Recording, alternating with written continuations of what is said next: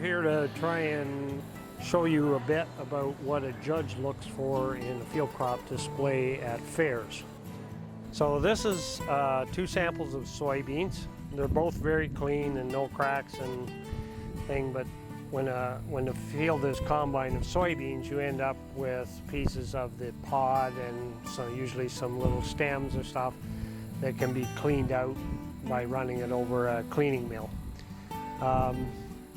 The soybeans are easier to size because they're very consistent shape. They're usually fairly round, and if you use, there's round hole screens, and so you can size them. They come fairly close dimensions and size of holes, so that you can screen them out so that they're pretty close to the same size.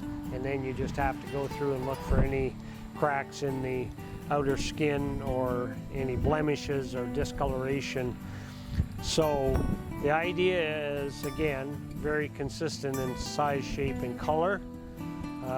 This sample is extremely uniform in shape, size, and color. And the one good thing about soybeans, or any oilseed for that matter, such as red clover, there's natural oil in the seed. So if you buff the seed, the oil comes to the surface and they get a really good shine to them, so which makes a really great display if you take the time to do it. These ones haven't been buffed, so you can see the difference in shine.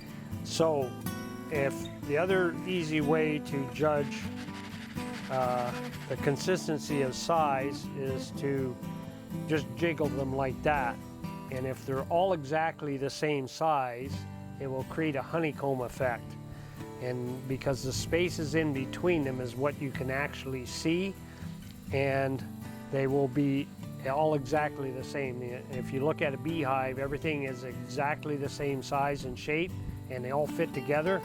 The same kind of thing will happen when you're cleaning a sample of soybeans. So this sample, if we do the same thing, it's close, but there's difference in gaps and things because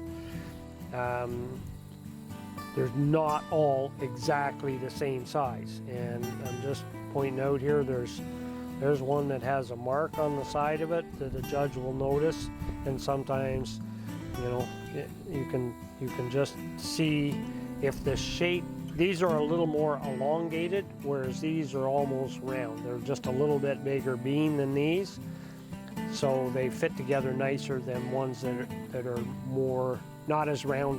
We'll call them a little more oblong, and so they don't fit together quite as nicely. So, but there's a lot less seeds per pound here to clean, so they're easier to clean and easier to get ready than, say, a sample of wheat or oats or barley, or takes less time. Well, the majority of soybeans that go through those processing plants are crushed, so you end up with soybean meal, which is very high in protein. And because we're in the area we're in between the Great Lakes, we have much higher protein than, say, the soybeans in the US.